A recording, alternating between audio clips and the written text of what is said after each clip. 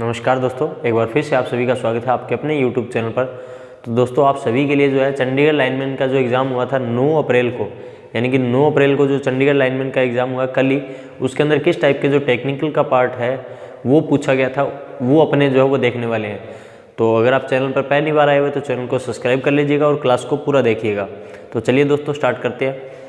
तो देखिए, पहला जो क्वेश्चन पूछा गया था वो क्या पूछा गया था कि नियंत्रण जो स्प्रिंग है यानी कि कंट्रोलिंग स्प्रिंग जो है वो किसके बनाए जाते हैं।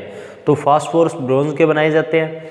अगर बात करें सेकंड क्वेश्चन के अंदर पूछा गया था कि असल में जो लग लगाया जाता है तार के ऊपर की तरफ, जो लग लगाया जाता है यानी कि कॉर्नर पे, तो वो किस लिए लगाया जाता है, ताकि तार का जो जोड़ है वो मजबूत हो सके। तो उसके लिए लगाया जाता है, यानी कि डिले कनेक्शन को रोकने के लिए लगाया जाता है। सेकंड क्वेश्चन के अंदर पूछा गया था। अगर बात करें थर्ड क्वेश्चन के अंदर पूछा गया था कि असल में कोर को लेमिनेटेड क्यों किया जाता है। तो कोर को लेमिनेटेड जो वो अपने किस लिए करते हैं, तो ध्यान रख लेना, एडी करंट लॉस जो है उसको कम करने के लिए कोर को लेमिनेटेड किया जाता है। अगर आपसे क्वेश्चन पूछा होता कि असल में कोर में सिलिकॉन की मात्रा किस लिए मिलाई जाती है, तो किस लिए मिलाई जाती है, हिस्टेरिसिस लॉस को कम करने के लिए। HPSP लैम्प यानी कि high pressure sodium vapour lamp जो है उसमें ट्रांसफार्मर जो है उसका काम क्या है, यानी कि HPSP यानी कि high pressure sodium vapour lamp के साथ में जो है जो ट्रांसफार्मर लगाया जाता है वो किस लिए लगाया जाता है। तो स्टार्टिंग वोल्टेज को बढ़ाने के लिए, यानी कि एक तरीके से उच्च स्टार्टिंग वोल्टेज देने के लिए, यानी कि स्टार्टिंग में जो वोल्टेज का मान है वो अधिक देने के लिए जो है वो आपका ट्रांसफार्मर लगाया जाता है। दोस्तों, सेकेंड क्वेश्चन पूछा गया इसी से कि HPSV यानी कि high pressure sodium vapour lamp में जो चोक है उस चोक की तरह काम कौन करता है, यानी कि चोक की तरह जो है वो हाई प्रेशर जो लैंप है आपका सोडियम वेपर, उसमें कौन काम करेगा।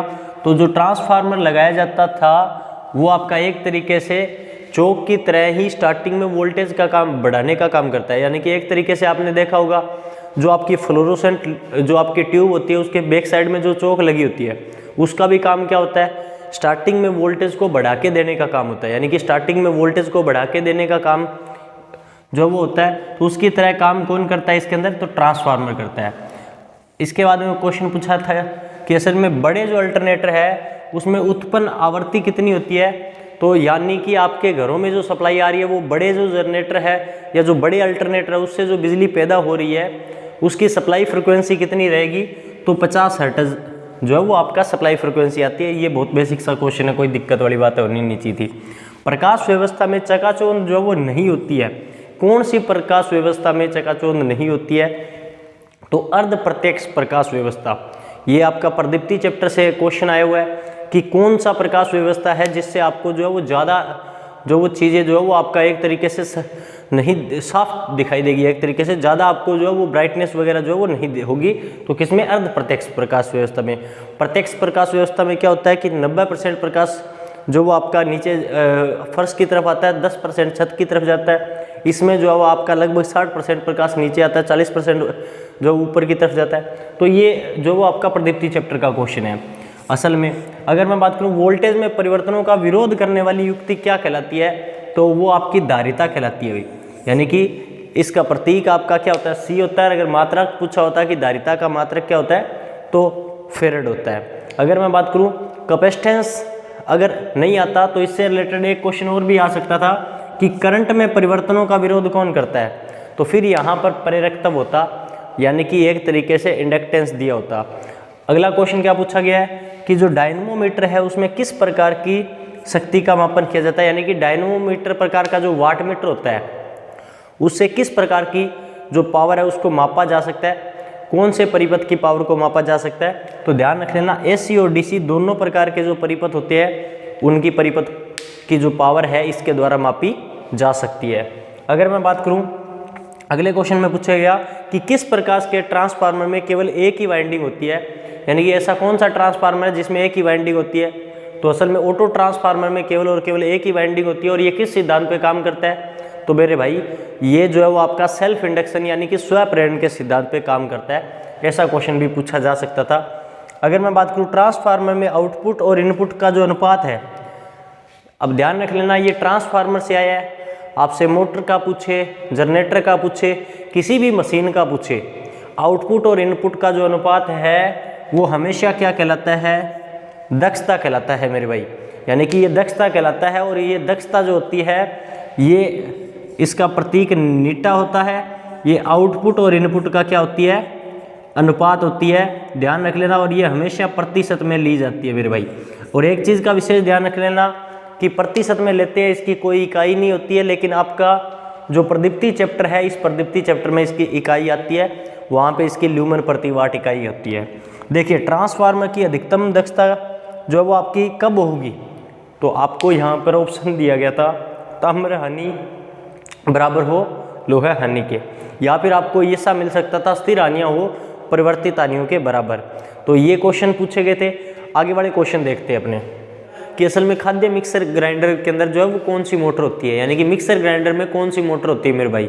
तो असल में यूनिवर्सल मोटर जो है वो आपकी मिक्सर ग्राइंडर के अंदर होती है। और ये जो मोटर है इसकी विशेषता क्या है कि ये जो है वो आपकी AC व DC दोनों सप्लाई पर चल सकती है, यानी कि AC और DC दोनों सप्लाई पर चल सकती है। और अगर मैं बात करूं तो इस मोटर के, तो इसको आप सार्वभौमिक मोटर बोल सकते हो, AC सीरीज मोटर भी बोल सकते हो।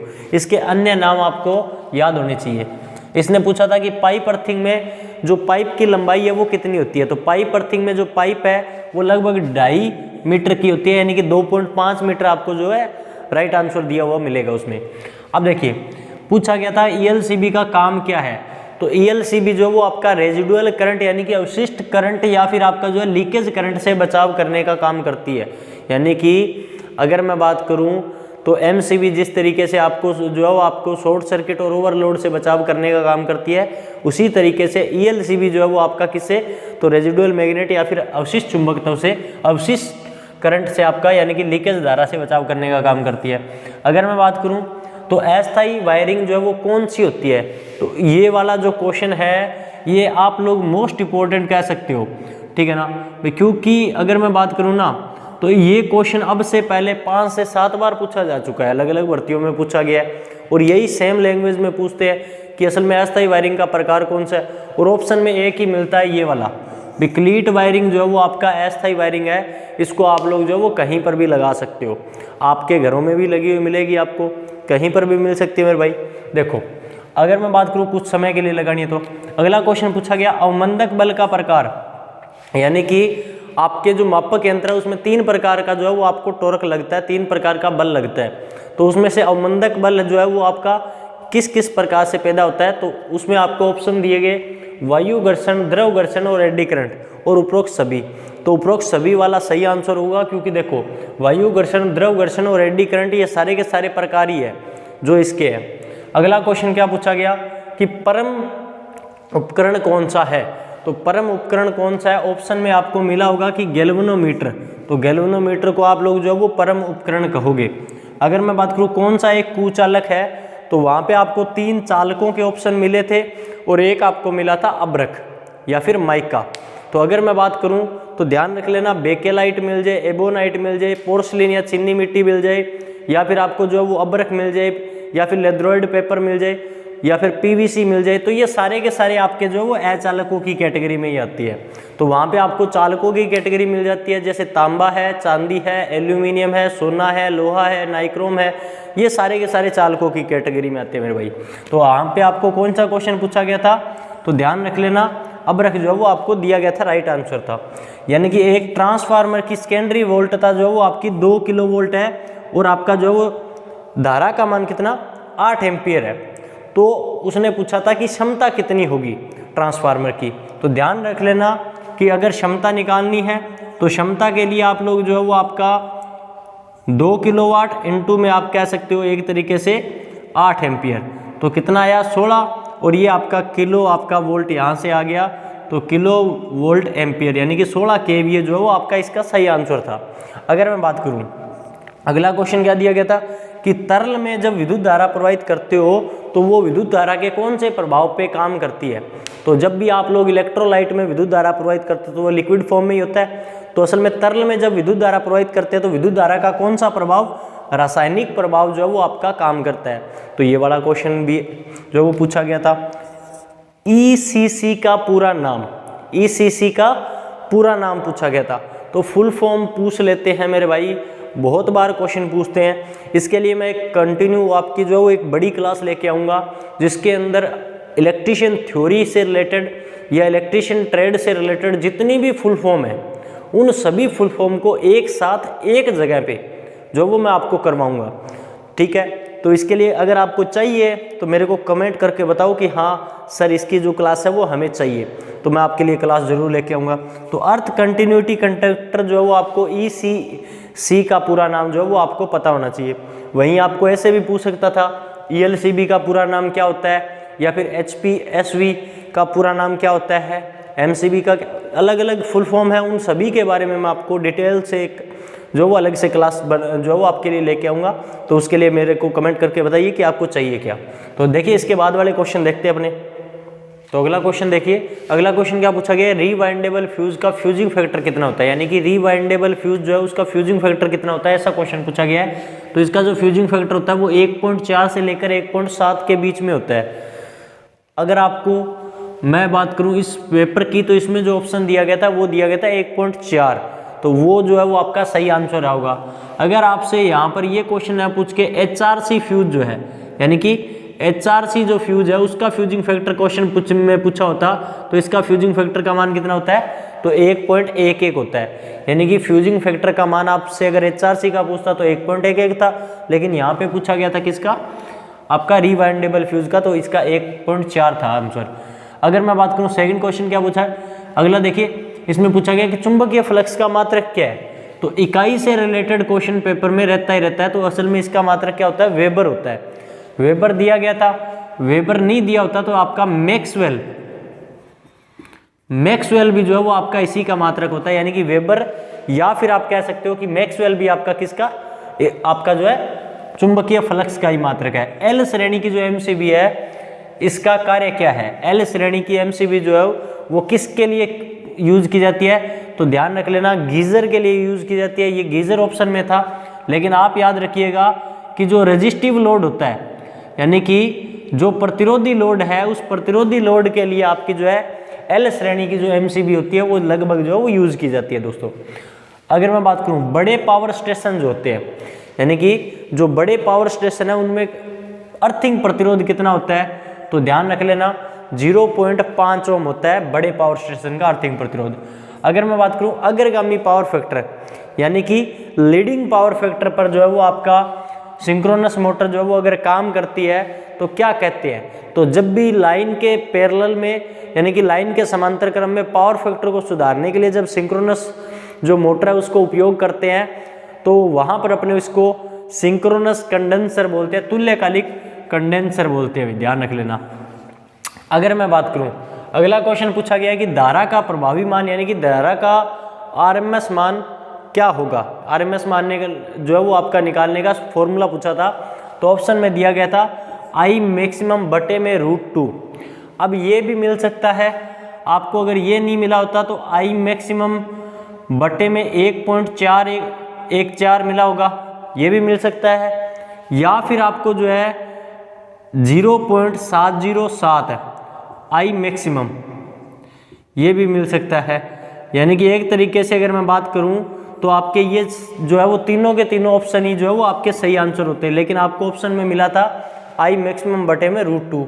अगर मैं बात करूं सिंक्रोनस मोटर की जो है वो आपको स्पीड, यानी कि गति चेंज करनी है, यानी कि सिंक्रोनस मोटर की स्पीड चेंज करनी है, तो क्या किया जाए, तो सिंक्रोनस मोटर की अगर स्पीड चेंज करनी है तो या तो आप लोग फ्रिक्वेंसी यानी कि आवृत्ति में बदलाव कर सकते हो, भाई सीधी सी बात है। दूसरा अगर मैं बात करूं तो पोल की जो संख्या है इसमें बदलाव कर सकते हो, आवृत्ति और पोलों की संख्या बदलकर और जो सिंक्रोनस मोटर है उसकी स्पीड को चेंज किया जा सकता है। लेकिन एक बात का विशेष ध्यान रखिएगा कि सिंक्रोनस मोटर जो वो एक लगभग कांस्टेंट स्पीड की मोटर होती है, इसको जो वो अपने नियत गति पर ही चलाते हैं। और असल में अगर आपको एक नई स्पीड चाहिए तो या तो पोलों की संख्या बदलिए, पोल जैसे जैसे आपके कम करते रहेंगे वैसे वैसे स्पीड बढ़ती रहेगी। हाईएस्ट स्पीड कितनी हो सकती है इसकी, तो हाईएस्ट स्पीड आपकी कितनी 3000 RPM हो सकती है, ध्यान रख लेना। अब अगर मैं बात करूं एक 300 वाट से उच्च वोल्टता के लिए जो वो होल्डर कौन सा उपयोग किया जाता है, 300 जो वोल्ट है उससे ज़्यादा वोल्टेज है तो उसके लिए होल्डर कौन सा होगा, तो गोलियंथ एडिसन स्क्रू टाइप का जो होल्डर है वो उपयोग किया जाएगा, ध्यान रख लेना। इसमें जो वो आपको अगर पूछता कि 200 वोल्ट तक कौन सा उपयोग करते हैं, तो वहाँ पे आपका बायोनेट कैप आ जाता। अगर मैं बात करूं, ऐसा पूछा होता कि 200 वोल्ट तक कौन सा, तो बायोनेट कैप होता। अगर आपको बोलता कि असल में 300 वोल्ट तक, तो वहाँ पे आपका लगभग जो है वो आपका एडिशन जो स्क्रू आ जाता है। और अगर मैं बात करूं आपसे, यहाँ पर क्वेश्चन जो पूछा गया था वो कौन सा पूछा गया था, 300 वोल्ट से ऊपर। तो ध्यान रखना कि 300 से ऊपर जो वो अगर अपने बात करें तो कौन सा यूज करते हैं, तो गोल length addition screw type use करते हैं। तो यहाँ पर ये क्वेश्चन पूछा गया था कि असल में कौन सा जो आपका कैप है, जो होल्डर है, वो उपयोग किया जाता है। तो यहाँ पे आपका सिंपल सा आंसर होना चाहिए था क्या, गोल लेंथ एडिशन स्क्रू टाइप जो कैप है वो यूज किया जाता है, ध्यान रख लेना। और ये जो वो 30 क्वेश्चन जो वो मैं लेके आया हूँ आपके लिए, जो चंडीगढ़ लाइनमैन के जो वो एग्ज़ाम में पूछे गए थे। और इससे आपको मोटा मोटा जो वो अनुमान लग गया होगा कि किस टाइप का जो पेपर का लेवल है वो पूछा गया था। वो same as it is technical का पोर्शन जो वो आपका अगर आपका पढ़ा हुआ है तो आपके लिए इजी है, नहीं पढ़ा हुआ तो आपके लिए हार्ड रहेगा। सिंपल सी बात यही है। और अगर आप पढ़ना चाहते हैं तो उसके लिए चैनल को सब्सक्राइब कर लीजिए और वीडियो जो जितनी भी आती है उनको देखते रहिए। बाकी मिलेंगे आप सभी से नई क्लास के साथ में, तब तक वीडियो को लाइक करके। और आपके लिए मैं एक नई क्लास लेके आने वाला हूं जो फुल फॉर्म की रहेगी, तो उसके लिए आप मेरे को कमेंट कीजिए कि अगर आपको फुल फॉर्म चाहिए तो मैं ज़रूर लेके आऊँगा। बाकी मिलेंगे नेक्स्ट क्लास में, तब तक के लिए जय हिंद जय भारत दोस्तों।